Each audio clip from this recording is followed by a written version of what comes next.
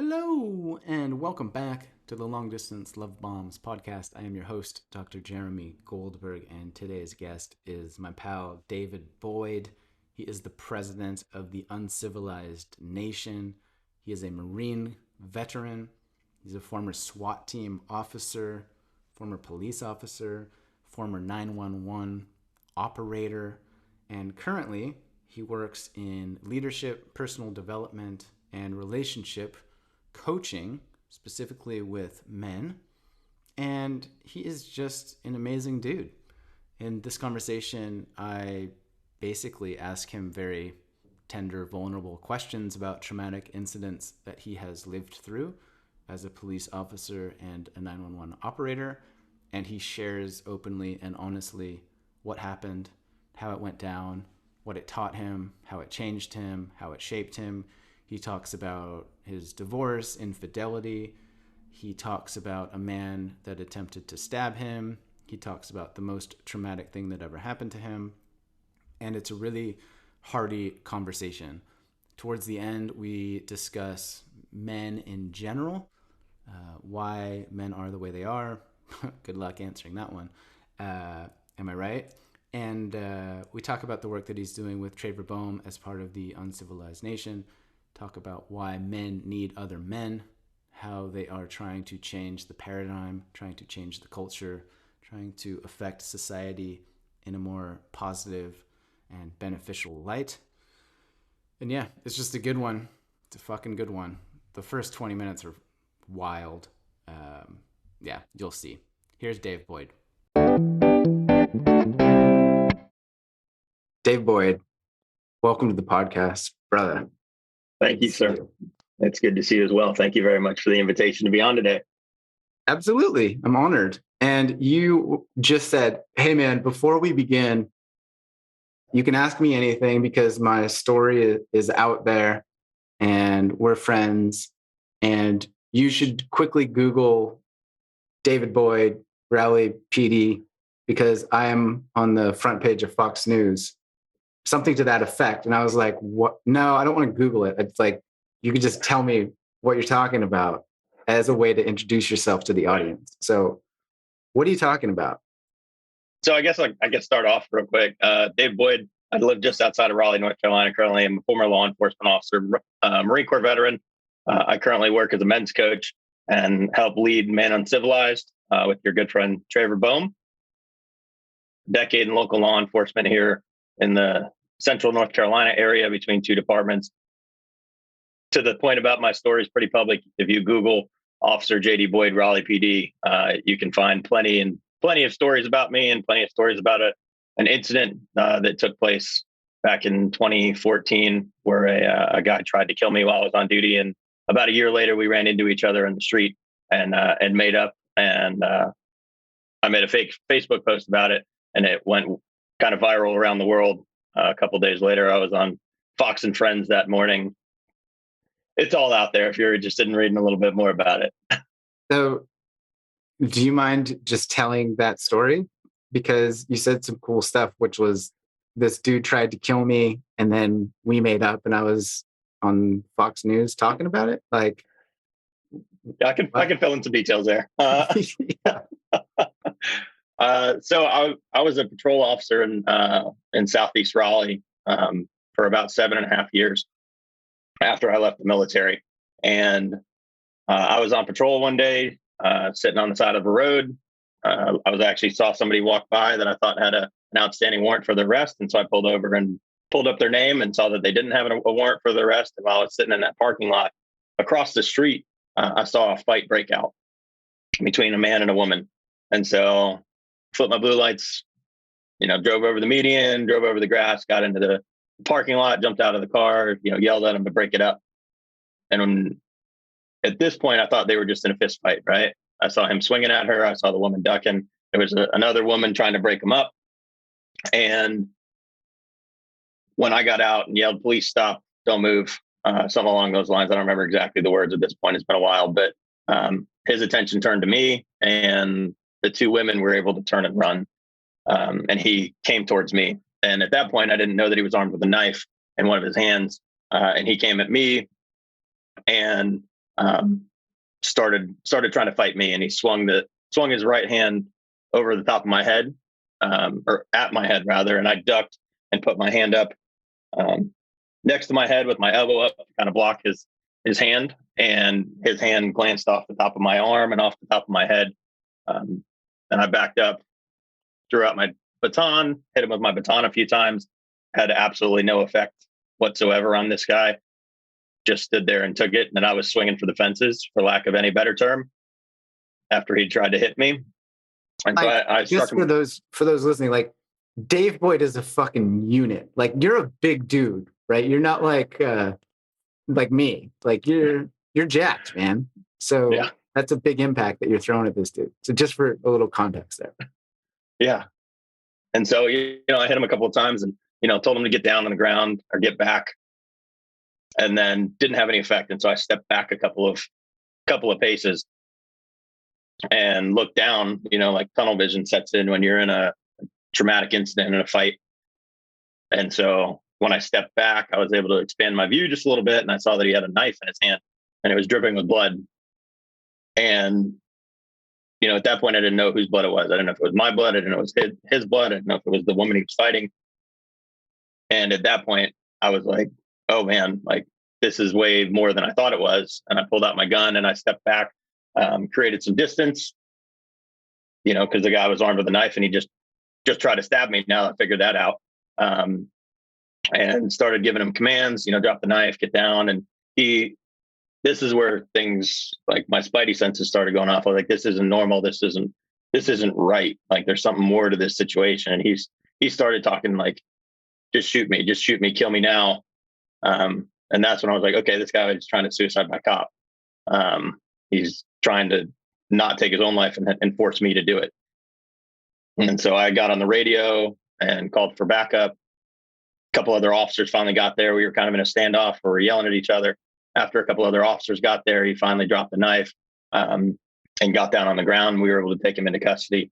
And so he had, and I was covered in blood too. Like, I had blood all over my uniform and blood all over my hands and head and all that kind of stuff. And I still didn't know what was happening because my adrenaline was like jacked through the roof. Right. So we get him help. The woman comes back. She was the one that was actually injured. He had stabbed her in the neck and had cut his hand open from his hand sliding down the blade of the knife. And so all that blood thankfully wasn't mine. And the other two people were relatively minor injuries, considering they were stab wounds and lacerations. But so he obviously had some mental health issues going on during that incident, during that day, some substance abuse stuff. He was sentenced about a week later to 6 months active because of some of those mitigating circumstances with mental health and all that. And so he got out of prison. During the time he was in prison, I was keeping up with his family, checking in, seeing what was going on with his fiance and their kids and the mom and dad and all that kind of stuff. And then we kind of just lost touch. And about a year later, I was in that same parking lot where they lived and where that incident happened. And I was sitting in my patrol car. It was like 9:30 or 10 o'clock at night. And I thought I saw him walk out of an apartment. And he got in a car and left. And so I walked up and knocked on the door and was like, hey, was that him? And they were like, yeah, he's home. He's doing really good. He got a job. We got a new baby on the way. He's sober. He doesn't have any of these issues anymore. I was like, man, that's amazing. Like, that's what we want to happen. Like, people, just because you do a bad thing once doesn't mean you're a bad person, or just because you fail once doesn't mean you're a failure. And I was like, hey, do you think he'd be open to talking to me? And they were like, yeah, I'm sure he would. He's just going out to McDonald's or Taco Bell or whatever it was. He'll be back in a few minutes. And so I stuck around. I waited for him. And when he got there, like, we reconnected. We were able to actually, like, talk about the day of a little bit. Found out we actually went to high school together back in the day. And then, this crazy circumstance brought us back together. But we took a picture together at the end of it. And I had a Facebook page that I used to interact with the citizens on my beat. And I posted it on there, and then it just went crazy viral after that. And yeah, a couple of days later, I was sitting in front of a camera on Fox and Friends on a Wednesday morning. It's incredible, man. And I imagine the context of the post was about forgiveness or compassion or understanding, something of that Yeah. nature. Like, what Yeah. caused it to go viral? Yeah. It was about, you know, kind of the same things I said before. Like, just because you're a failure doesn't mean just because you fail doesn't mean you're a failure. And just because you made a bad choice doesn't make you a bad person. And that, you know, ultimately nobody's lost forever. We all have the opportunity for redemption. We all have the opportunity for growth and change and healing. And, you know, this guy took all of those things to heart when he was in prison and got sober and has led a productive life since that incident. And that message really resonated with people, and it just kept getting shared and kept getting shared and kept getting shared. Every once in a while, I actually just got funny. I just got a message from a guy on Instagram that, like, out of the blue, like 2 weeks ago, and he sent me the picture from like a pretty big law enforcement guy on Instagram that had shared the post several years ago, and he just randomly sent it to me again. Was like, "Hey, that's you," and I was like, "Yeah, that's me, man." Every once in a while, like, it just creeps back up into circulation.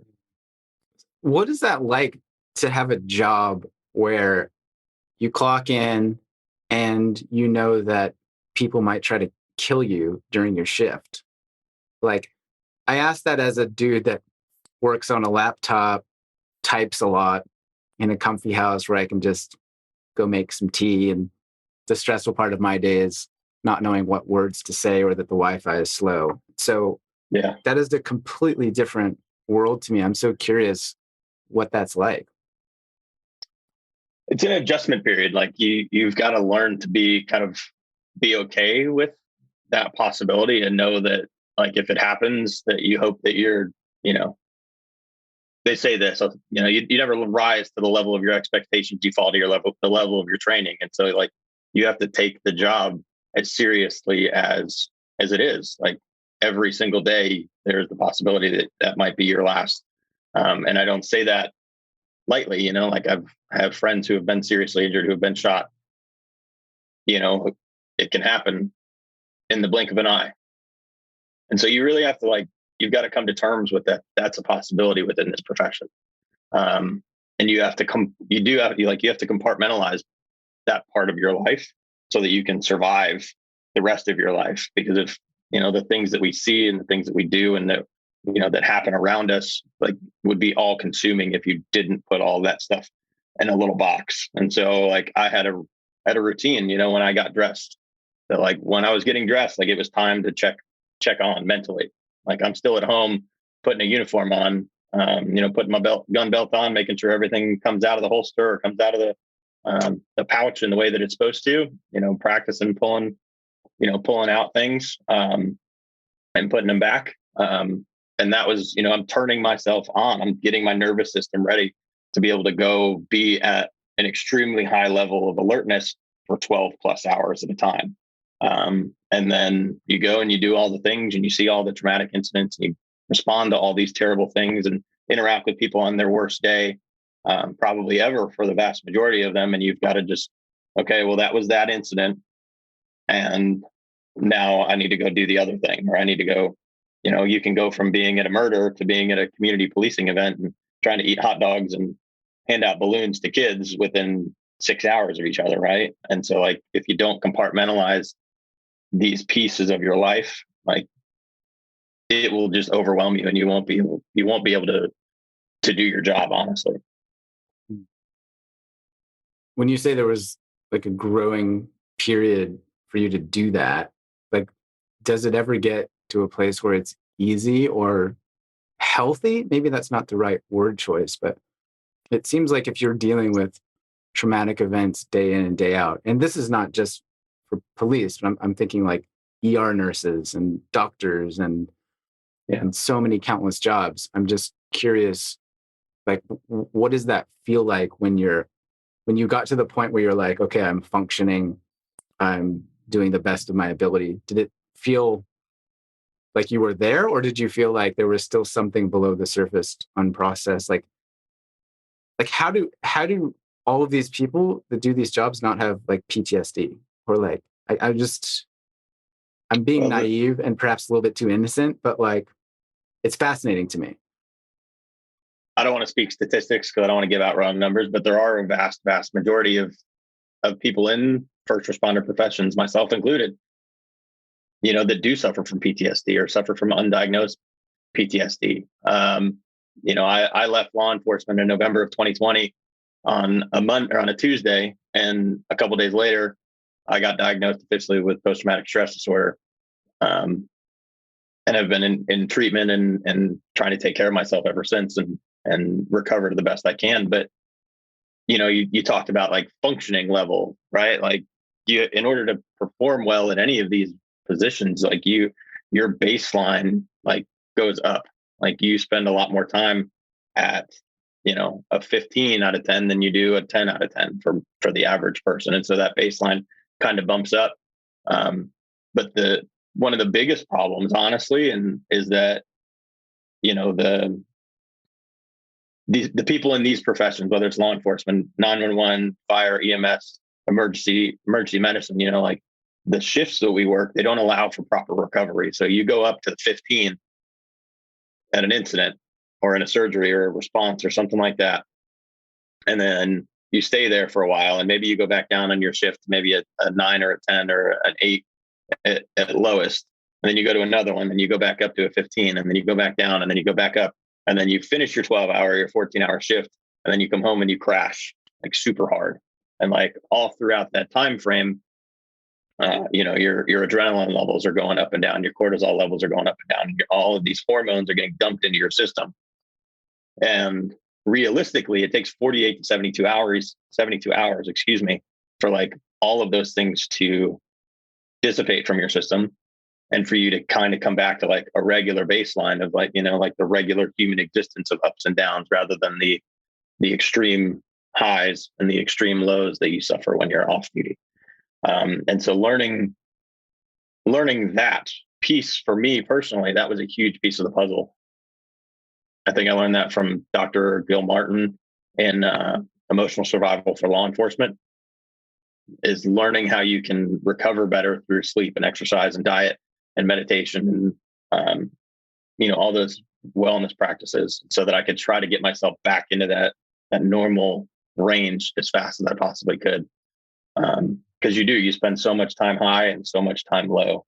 And usually you're only off between 48 and 72 hours. And then you cycle, you go back on that cycle. And when you're working back-to-back days, you're 12 hours on, 12 hours off, 12 hours back on, 12 hours off. So you never really get that time to come down and sleep well and rest and recover. Because even when you were having a quiet moment on the job, like you said, you were sitting in a parking lot, checking out something, some guy's ID or something like that. And then immediately it kicks off, and 3 minutes later, your life is threatened. And so it seems like there's this perpetual activation of your nervous system to be ready at any time for anything. And it sounds also like when you had 48 to 72 hours off, your nervous system could potentially regulate, get back to baseline. You'd feel a little bit calm. And then it's like, here we go again, back on the ride. And then that's your weekly cycle. Yeah. Yeah. And even like they talk about it like levels of awareness and conditions. So like condition white to black, like white is you're at home sleeping, yellow, your regular average existence, alert, aware of your surroundings, orange, you're paying a little bit more attention, red, you're talking like hypervigilance, high performing, taking in as much data as you can, auditory, visually, whatever, for a person who's never been in a critical incident, that's like maybe you're pushing it super hard in a workout, your heart rate's up. Sometimes when you get in those spaces, like your hearing starts to turn off. Your body's focusing just on its primary functions, and you get rid of all the excess noise. And then condition black, where like you're overwhelmed and your nervous system is overwhelmed. And a lot of times by the time you get home from that 12-hour shift, you're like edging into that condition black, and you're just like, oh God, all I want to do is have a beer and check out, or play video games and check out, or just pass out, and not have to do anything. So how was that for you then to maintain your relationships or being a parent? Like you had a wife and kids at that time? Yeah. Like, so you would do that, that's your day job, and then you get home and it's like there's a whole bunch of other needs and energy required and attention and focus, etc. I mean, like that sounds so challenging to me. Like how did you do that? How does that work or not work? Yeah. Well, not work in a lot of cases. The divorce rate in the first responder, military, emergency medicine is through the roof, absolutely through the roof. Because the jobs do require they require like everything from you.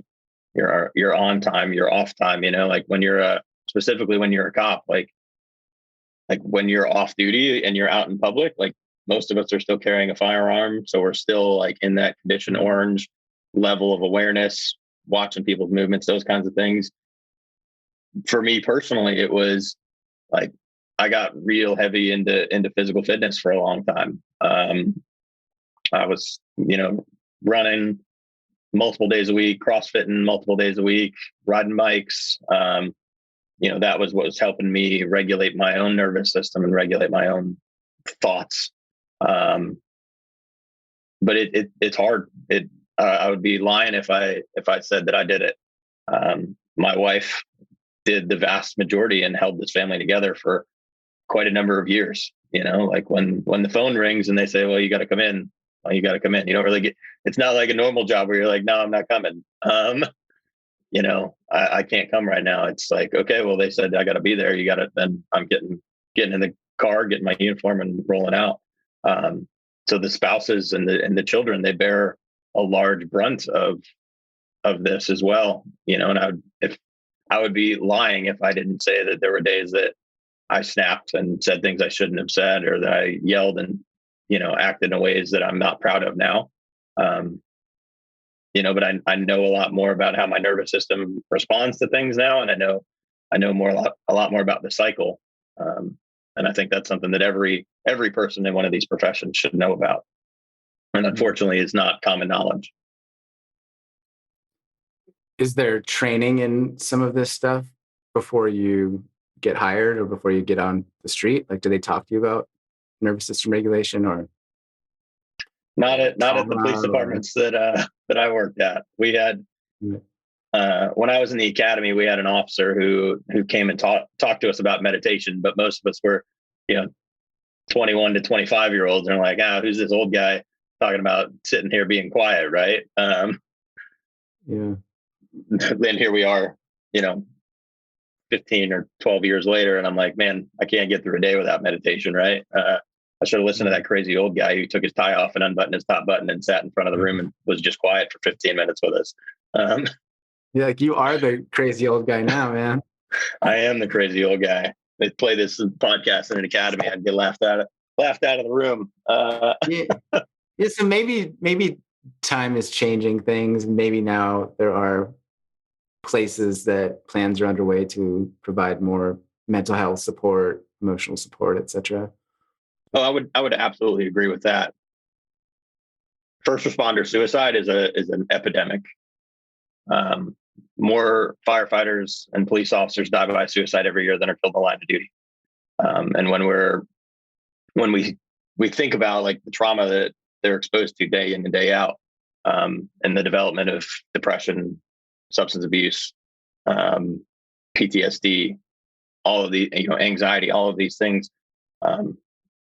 like those are a normal response for the average human being to situations that these men and women are put in multiple times a day, multiple times a week throughout a 30-year career. But I would definitely agree with you that that departments are taking note of that, and they're learning from these things, and they're trying to do better. Like we had a police psychologist at my first department, which was a blessing, right? Like if I was having a rough day or I needed to schedule an appointment with her, I could go on duty and go to her office and go talk through something. A lot of departments nowadays are developing peer support teams where where more seasoned officers or firefighters or whatever get trained in some special like kind of coaching techniques to just give officers somewhere to go, somewhere to talk to. Because a lot of the problem is that, like just like in most men, right? What's the first rule about men's club? We don't talk about men's club, right? We don't talk, period. Yeah, we don't talk, period, right? And so like a lot of the problem with first responders seeking treatment is that there's this stigma that it's going to like ruin my career. I'm not, if I go get help, if I ask for help, then I'm not going to be allowed to carry a gun anymore. I'm not going to be able to ride the truck anymore because people are going to see me as broken. And so giving people an opportunity to talk to a peer can be incredibly healing, so that people will understand like, hey, I'm not the only one that's experiencing this. I'm not the only one who's been through this. And what did you do to get through it? That kind of thing. So I would definitely say that there are vast improvements over the last decade for improving mental health resources for first responders. Yeah, thank goodness. And also, I just probably should have led with this, but we dove straight into you being a national hero on Fox News. But thank you for your service and all that you have done. I know that you were in the military also, and I don't feel like first responders get the gratitude and thanks that they deserve for like the selflessness and the bravery that they exhibit daily. So on behalf of me and like a couple thousand people listening, like, thanks, man. Thank you, Jeremy. I appreciate that, brother. Yeah. And I know that you worked as a 911 operator, and I have approximately a million questions about that. Like yeah, last man, night, let's talk about it.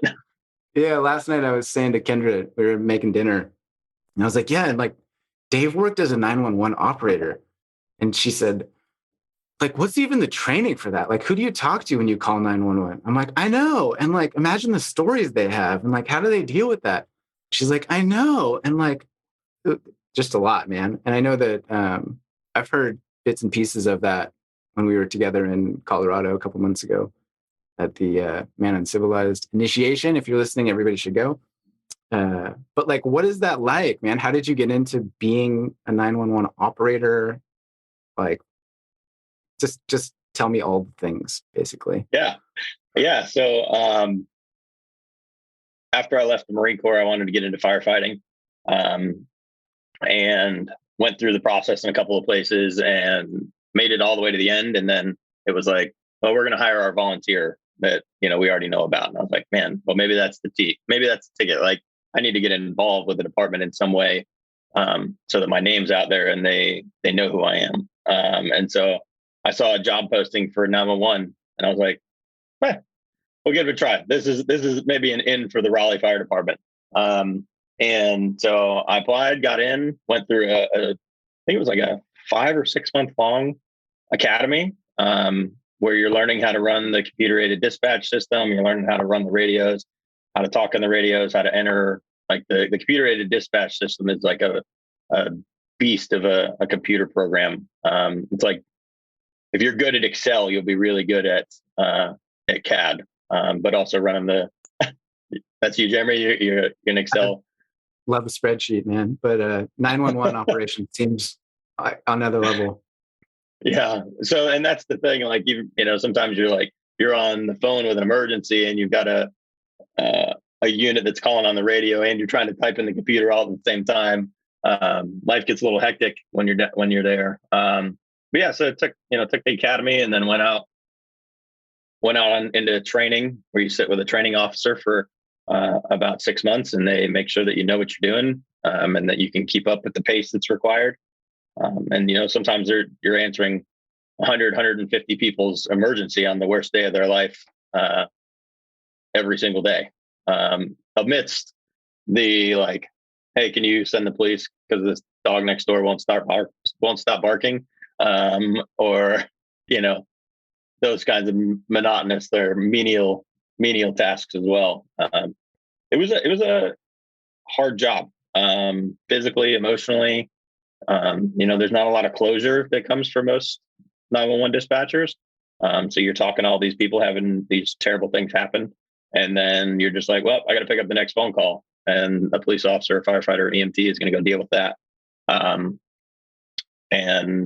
I've one of the most traumatic things that ever happened to me was, it was actually as a 911 dispatcher. I've been like my whole life from start to finish is kind of a revolving door of different traumatic incidents, and developing resiliency to rebound from those kinds of things. But I feel like 911 dispatchers or telecommunicators or operators, whatever terminology you want to use, are really like the unsung heroes and the forgotten heroes in the first responder community, because nobody ever sees them. They answer the phone call and they go on to the next one. So I have to follow up with that. You said it was one of the most traumatic incidents as an operator where you were answering the phone. Mm-hmm. Do you mind sharing a little bit more about that? Whatever you feel called to share. Like, I don't want to pry. No, absolutely. I'm an open book, brother. I was on the phone with a pretty major car crash back in, I think it was 2009. No, 2010. Summer 2010. Pretty major car crash that had happened on top of a bridge, which is a pretty high overpass. And there were two cars had hit each other. A third had hit the car, or a third had hit it while they were stopped on the side of the road. And I was on the phone with this guy, and he was trying to give me precise location on the highway where they were, because they were in between exits. And so I was like, hey, just tell me describe it. What are you looking at right now? We couldn't put in like mile markers and stuff like that. And so I'm on the phone with this guy, and I hear somebody in the background like scream, like, look out. And I hear like tires screeching, and then I hear footsteps, and then the line goes dead. And I tried to call back the guy like 15 times probably. And the phone went just straight to voicemail. And obviously, you start like what you heard. You're like, oh God, what happened? Like, did he get hit by a car? Did he get smashed between cars? And this overpass like didn't have a fence on it, and he had ran away from the car that was coming at them to hit the other cars, and jumped off the bridge, not knowing that it was like a 50-foot drop. And so like I was on the phone when this guy accidentally jumped off a bridge and died, and like there was nothing I could have done. Like there's still nothing I could have done, no matter what. There's nothing that I could have done to change the outcome of that situation. And that was hard to swallow. It's still hard to swallow some days. That like I was the last person that guy talked to. But there's also great, like that was traumatic, but there's also so many amazing times when you're a 911 dispatcher where like, somebody calls and is suicidal, and like you get to help that person get help from first responders, or, grandma's having a heart attack and you're telling somebody how to perform CPR over the phone, and then they end up transporting grandma because, you gave CPR instructions and saved grandma's life through that person that called 911, right? Like, there's a lot of wins. There's a lot of losses. And so you would like have a call like that where grandma had a heart attack. You talk them through it, 20 minutes. The ambulance is there. She's breathing. Thank you so much. You've saved her life. Then you hang up the phone, and like 10 seconds later, it's like ring, another call, and you just go again. It's like, yeah, that's just the life.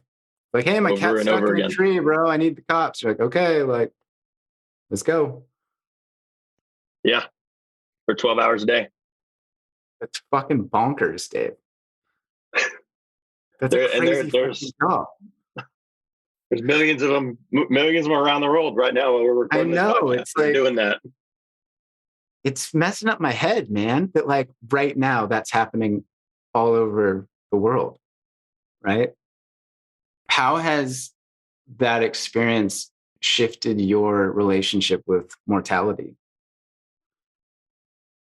It's a really good question, Jeremy. It's a really good question. If I'm big bucks, Dave. I know, bro. If I'm being honest, man, like there was a long while where I was just like, yeah, if it happens, it happens. Right. That's kind of the mindset you have to understand and accept.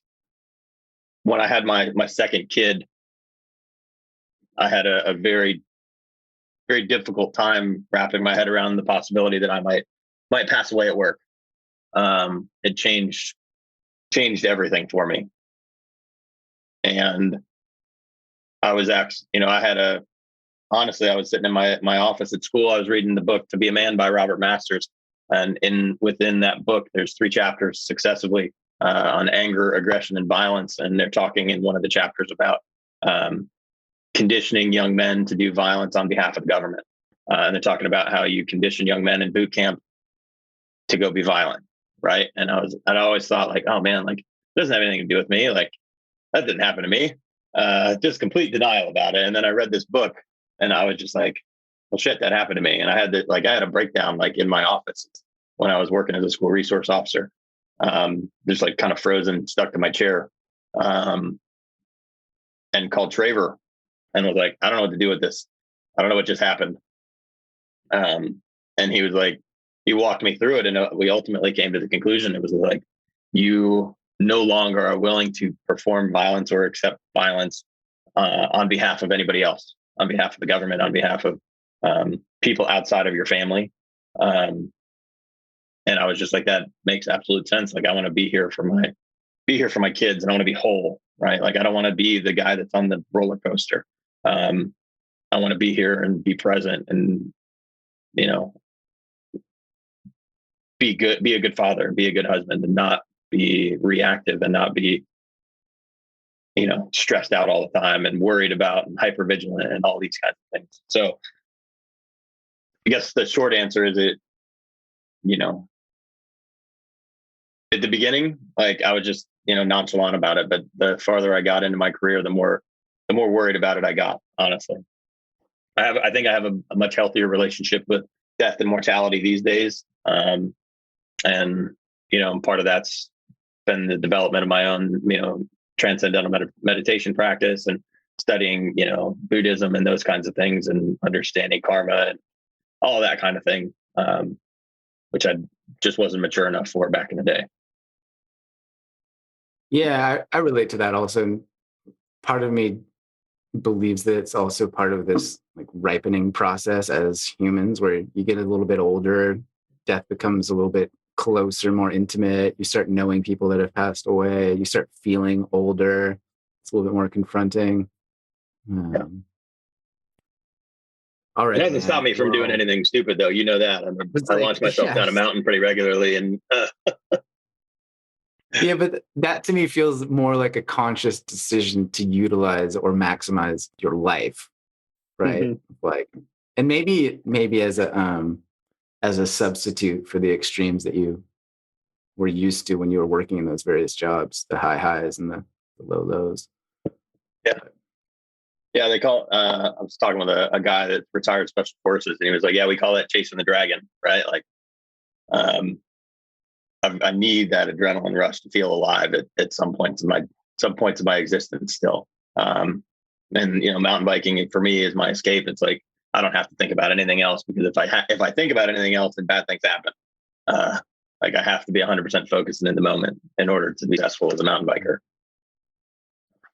Right. And so when you're fully present, you're not giving yourself the chance to catastrophize the future or worry about the future or dwell on what happened in the past. You're just like in it. Yeah. What has therapy or healing taught you? Like, I know now that you work with men and that you're involved in Traver's movement to change the world, which I obviously adore and support. But how did you go from the cop to the wanting to be a better father to getting involved with men's work and all of this stuff? Yeah, so kind of a long story, but I'll tell it as succinctly as possible. When I was in Afghanistan, I was married to my ex-wife, and she had an affair with my best friend while I was overseas and got pregnant with his kid. shortly after I got home, we ended up getting divorced.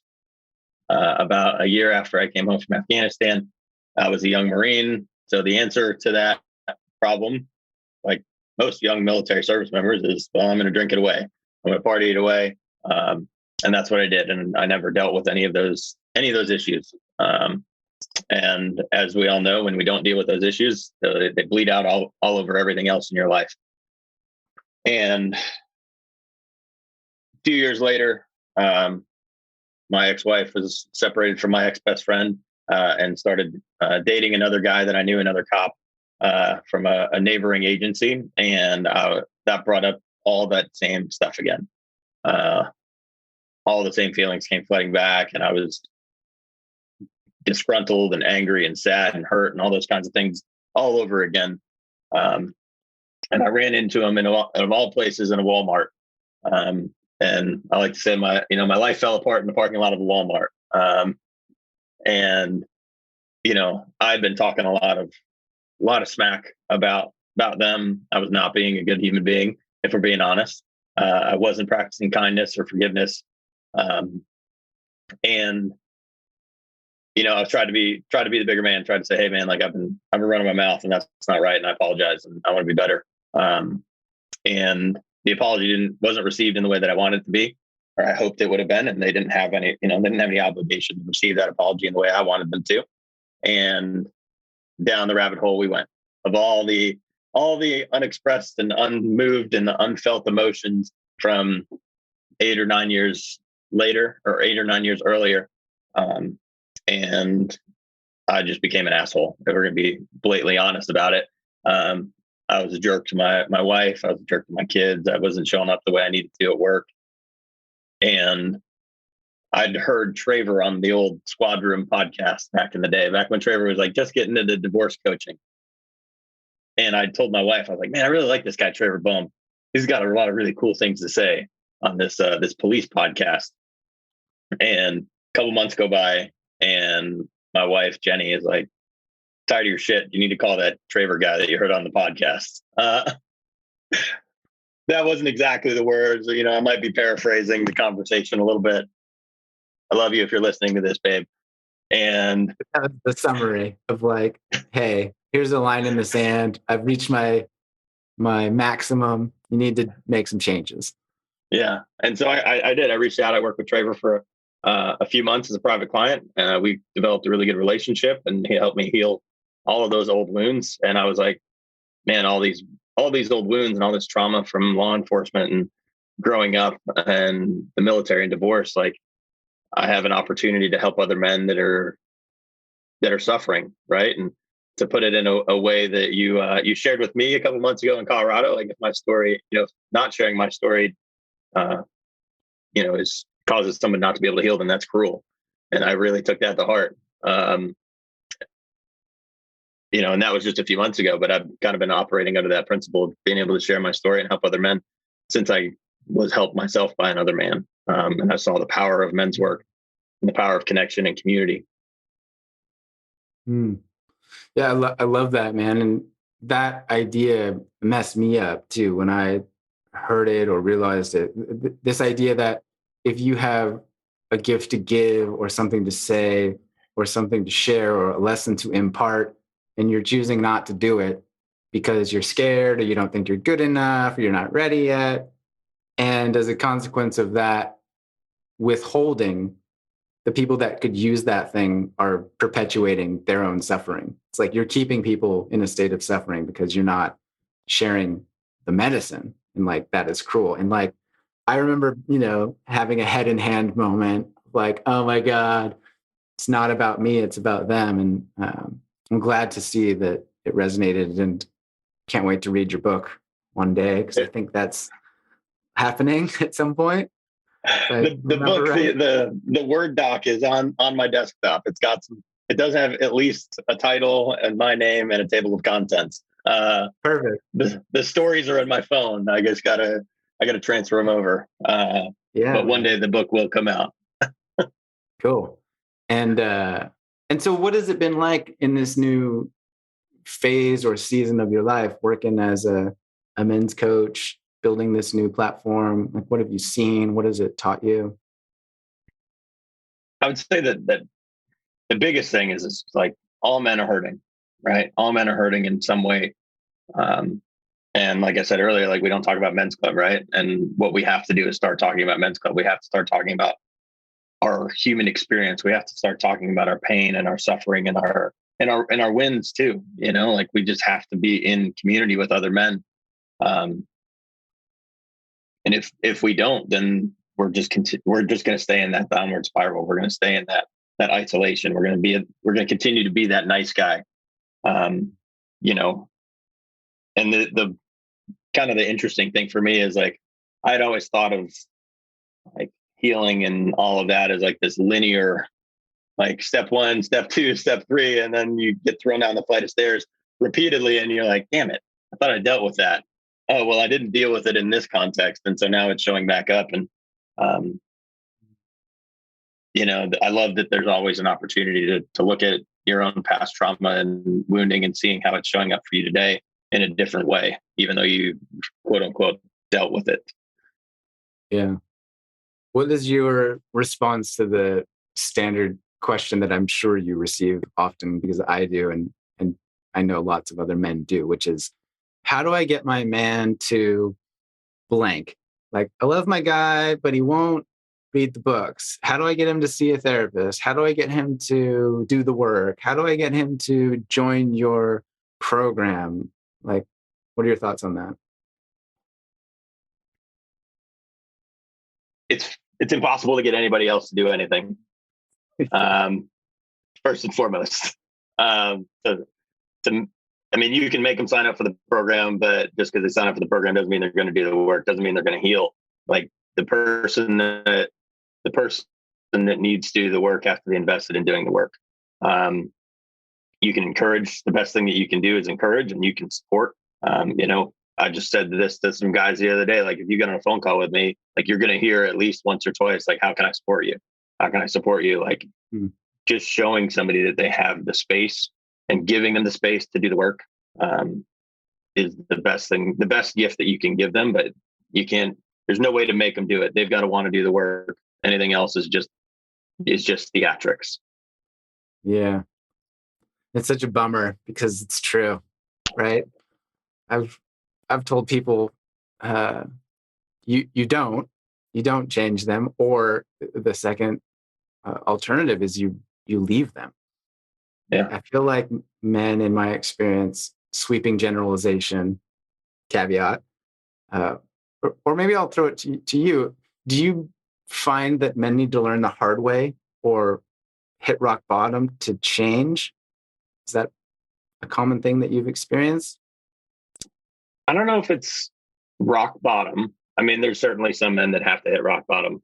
But I think we're in a much different place now than we were 10 even or 20 even 10 years ago, where there's a lot more permission for men to explore some of these topics, explore some of these ideas. Like men's work in the 70s was like this fringe crazy idea, and now we've got, you know, how many different men's organizations do we have across the planet trying to help men heal and help men connect to other men.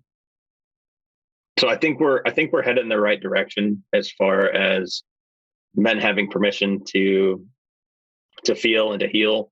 Are we there yet? Definitely not. But I think there's a lot less men that are needing to hit rock bottom than there used to be. And even within the men's space, like men who hit rock bottom now have somewhere that they can go. There are options out there where there used to be none, or it used to be incredibly difficult to find those options. If that makes sense. Yeah, it does make sense. And I feel like part of that is a consequence of people like you and others speaking out and sharing your story and saying, hey, you know, this is what happened to me. This is how I felt. This is what it cost me, right? I've been where you are, and here's what I did, and here's what worked for me. Like learning the easy way rather than the hard way, so to speak. Yeah. Somebody's got to shine a light on the path, right? Yeah, and there's so much power in just saying, like, I see you, you're welcome here. like, I got you, I got your back. How can I support you? To eliminate that feeling of loneliness or isolation that can very easily perpetuate all those stories, shame, anxiety, etc. Yeah, I was teaching our leadership course last night online with a group of guys, and I asked the question. I was like who here has had a time in their life where they felt unseen or unheard or unvalued? And like every hand in the Zoom room went up, right? Like um, just the power of holding space for somebody and understanding that like they have a unique human experience that deserves to be heard. I think that's a huge piece of the puzzle. We don't have to have, and I think that's an important piece to talk about in men's work. Like we don't all have all the answers. We don't have to have all the answers, but what we do need to do is just create the space to maybe help seek the answers, in which we haven't done in the past. Yeah. Or just ask the questions, right? It's like, it's safe to not know everything here. Yeah. Like, I find that to be really helpful. Like, so when you talk about talking, how do you do that? Like, how do you feel? How do you, do all the things? Yeah. What's something in your life that you are currently, like, what's your edge right now? Is there a spot or a space that you're leaning into that feels like the next level or the next expansion? Personally and professionally. Both. Both. All right. If you're offering. Mm-hmm. I mean, really, Dave, you're the guest. You can say whatever the hell you want. Thanks for that permission. Appreciate you, Jeremy. Yeah. No wrong answers. No wrong answers. That's right. That's right. Personally, I'm leaning a lot more into creativity. I've never really thought of like I've always put the idea of creativity into a box of like you're a good drawer, or you're a good painter, or something like that. I've been trying to express more through writing and through music. I recently got a new instrument, and I've been jamming away on that thing a couple of times a day for 10 or 15 minutes, and it's been interesting. Professionally, something I've been working on all this year is like stepping back so other people can lead. Like I can lead through influence, don't have to lead through control. And when I step back and allow others to lead and provide some clarity and direction, then they get the opportunity to grow and expand and push their own limits as well. Yeah, love that. And what's the instrument? I got a hand pan drum a few weeks back. Bing, bing, bing, tap, tap. Yeah. Like the giant steel? Yeah, the giant UFO looking thing. Yeah. Yeah, they're made out of steel. Yeah, that's fun. Dave Boyd, do you want to say a little bit about the work that you do and what the Uncivilized Nation is about and how people can find you and get into your field? Yeah. So we work with men, and we all across the world, we work with men. We've got men that are in England. We've got men that are in Australia, New Zealand. We had some members in India. I think we still got a couple of members in India, Japan, Pakistan, you name it. We've had men that have joined the Uncivilized Nation from all around the world. And our main goal here is to help men connect or reconnect if they never have, or connect if they never have, or reconnect if they've lost it to themselves, physically, emotionally, spiritually, energetically, but also have an opportunity to connect to other men in those same four ways. We do that through our online men's group, the Uncivilized Nation, which has monthly challenges and which has monthly calls about our monthly topic. Like just this afternoon, we were talking about violence and firearms ownership and using force against another person, because this month we're talking about our ethos tenet of be dangerous but not a danger. But we host in-person retreats such as the initiation. Next year we're going to be hopefully launching a couple other men's retreats for veterans and first responders to come out and work through some of their trauma and learn some of these things that I've learned the hard way over the years. We also offer men's coaching, one-on-one men's coaching. We have 4 trained and Uncivilized certified men's coaches that men can reach out and get involved with if you're looking to get unstuck in your life, you're looking to grow, looking to develop a plan and set some goals. We've got men that we have personally trained and vetted that can get involved with. But we offer a variety of different online programs as well. Our Kill the Nice Guy course, the Do Hard Shit course that the one and only Dr. Jeremy Goldberg helped Traver put together during COVID. But we've got a couple other courses. I teach a 6-week small group leadership course for men who are looking to start their own men's group in their own local area. We'll be kicking off another one of those in July. But if you're interested in learning more about Man Uncivilized and how you can get involved, you can just go to manuncivilized.com, or you can shoot me a message on Instagram at man_uncivilized_Dave, and I'll be happy to chat with you about anything and everything. I'm a pretty open book.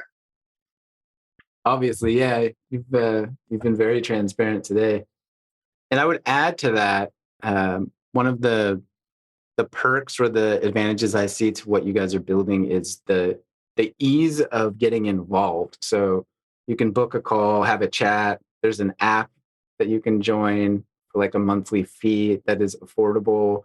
And in the app, there's I'm always getting pinged in that thing, man. There's like calls and meetups and groups and different subheadings related to sexuality and books and fitness. And it's like, what's happening is that there's a community that's slowly growing. And within that community, the diversity is also expanding. And so I found that it's quite easy for people to find their people, so to speak.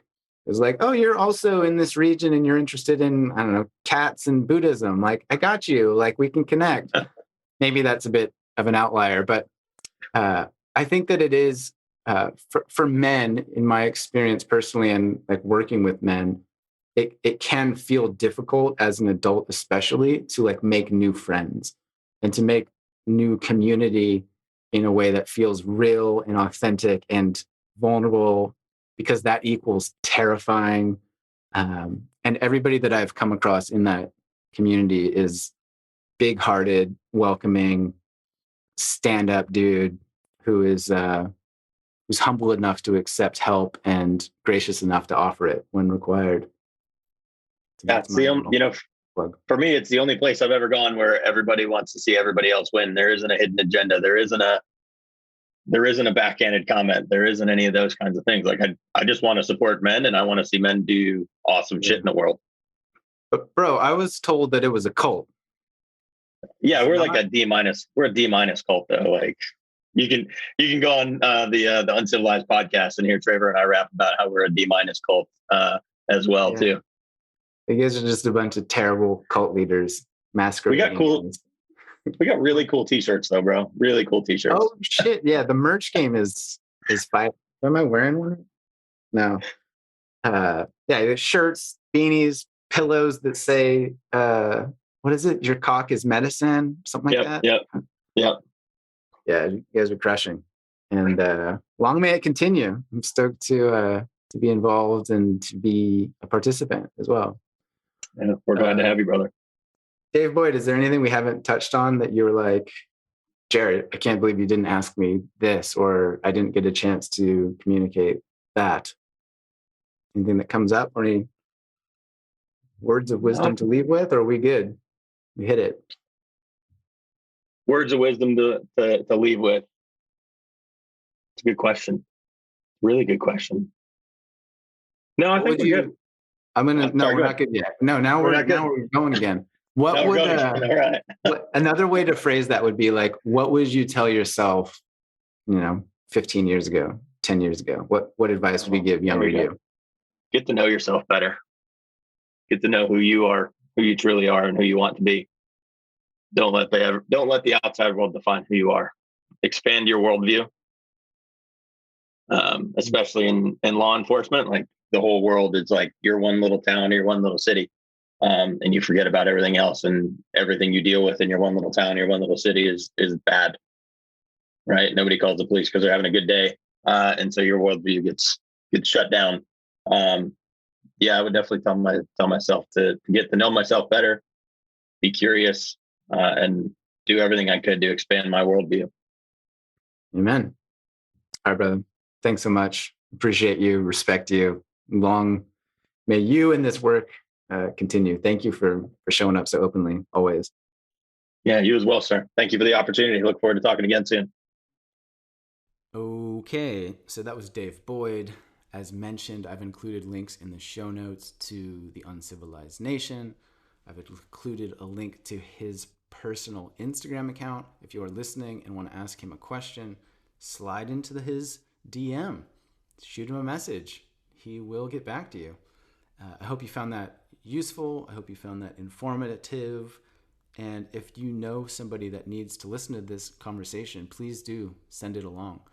I know that we all know people that have worked in these industries, people that are still perhaps suffering or carrying old traumas. Maybe they just need to hear it from Dave. Maybe you've tried before to break through or reach out or connect.